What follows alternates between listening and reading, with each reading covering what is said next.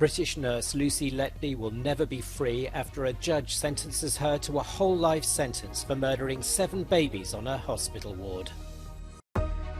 Volodymyr Zelensky thanks the people of Denmark for the F-16 jets it's pledged, delivering a message of gratitude, hope and solidarity. The president of the Spanish Football Federation, Luis Rubiales, has apologised for giving a forced kiss to World Cup winner Jenny Hermoso. Oh, Lucy, is it? Yes. Hello, my name's please. July 2018, and the moment neonatal nurse Lucy Letby was arrested. Last week, jurors found her guilty of murdering 7 babies in her care.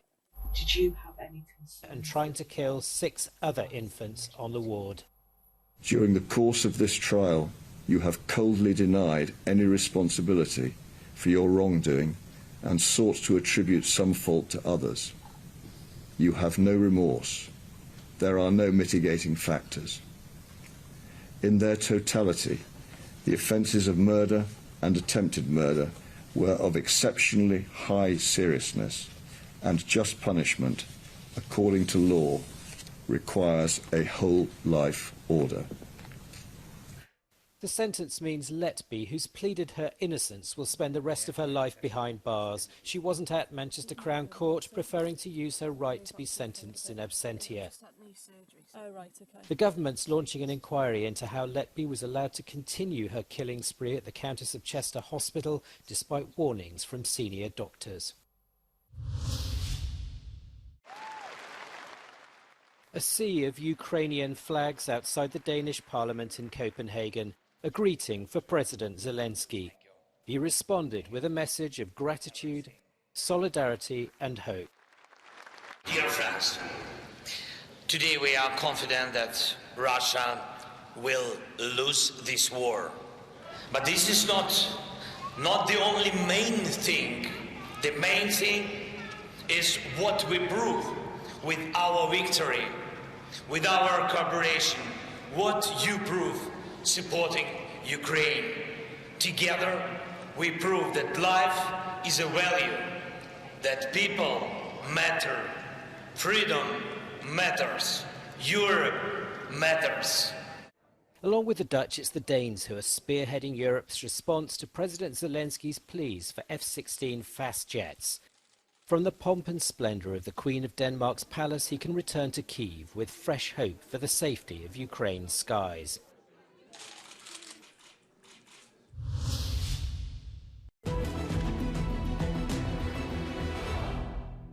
Ukrainian forces conducted counter-offensive operations on at least 2 sectors of the front and advanced near Robotyne, according to the Institute for the Study of War and the geolocated footage.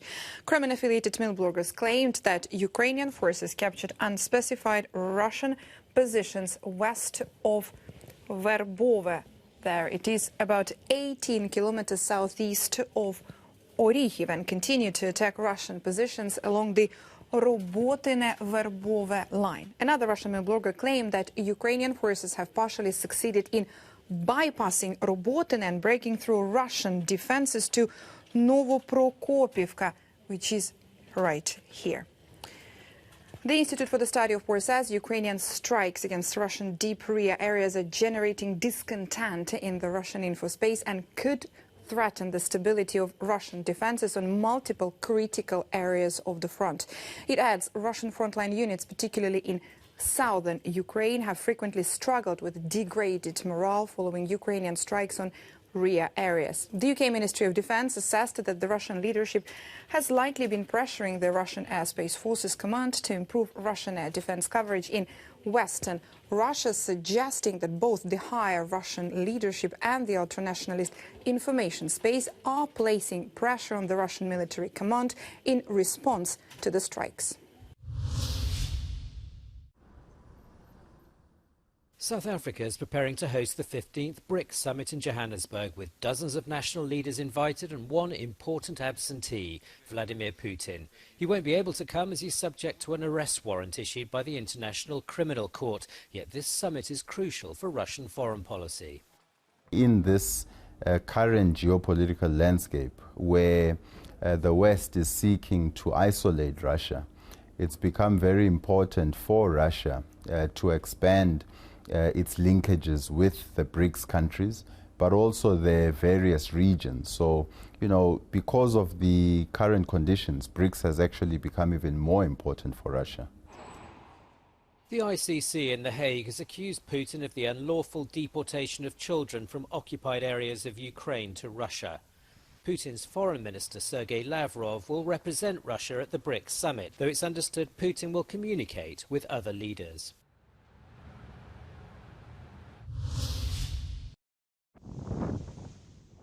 The area around Alexandroupolis in northern Greece has been in the grip of raging forest fires for 3 days. And people from 3 villages have had to leave their homes. In the Prodromos region, northwest of Athens, a man in his 80s died from smoke inhalation while trying to save his animals from another fire. As each summer day ends, smoke from the fires shrouds the setting sun. On the Spanish holiday island of Tenerife and the Canary Islands, firefighters have been battling wildfires for 6 days. More than 12,800 hectares of forest and scrub have burned in a 90 square kilometre part of the island. The authorities in Tenerife believe the worst is over, but accept the flames are not fully under control. While they work, police officers say the original fire was started deliberately.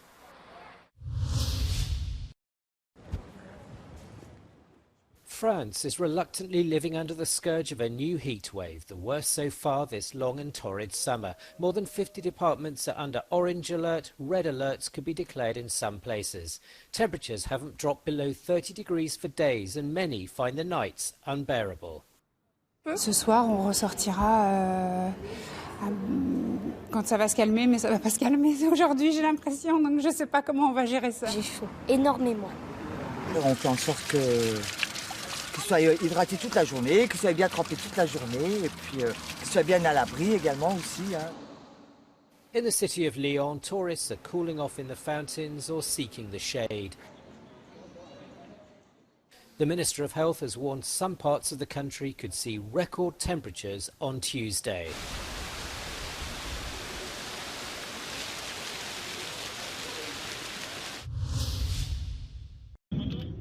More bloodshed in the occupied West Bank on Monday after another deadly shooting near the Palestinian city of Hebron. An Israeli civilian was killed in another attack and another settler is reportedly in critical condition. A manhunt for the suspected Palestinian assailant is underway. According to an Israeli army spokesperson, 25 bullets were fired. This after a gunman shot 2 Israelis dead in the northern West Bank on Saturday. The sharp escalation in violence follows several Israeli military raids on Palestinian refugee camps this year. A bomb from a Russian airstrike lands near the Syrian city of Idlib. The air raid targeted a base of the Hayat Tahrir al-Sham jihadist group, killing at least 8 people. According to the Syrian Observatory for Human Rights, the attacks occurred early Monday on the northwestern outskirts of the city of Idlib. Hayat Tahrir al-Sham partially controls the province of Idlib, which houses a significant portion of armed opponents of Syrian President Bashar al-Assad's regime. With Russia's military support, the Syrian army has managed to recapture a substantial portion of the territory taken by various rebel groups. The Syrian civil war, which erupted in 2011, is estimated to have claimed over 500,000 lives and displaced more than 13 million people. In Syria, civil defence volunteers known as the White Helmets remember the 10th anniversary of the Ghouta chemical attack. Some painted murals as a memorial to those who died on August the 21st, 2013. Doctors' charity Médecins Sans Frontières estimated hundreds were killed and thousands wounded in President Bashar Assad's chemical attack. The UK-based Syrian Network of Human Rights believes as many as 1,100 died. 10 years on, the war continues, with half the country's population displaced and thousands killed.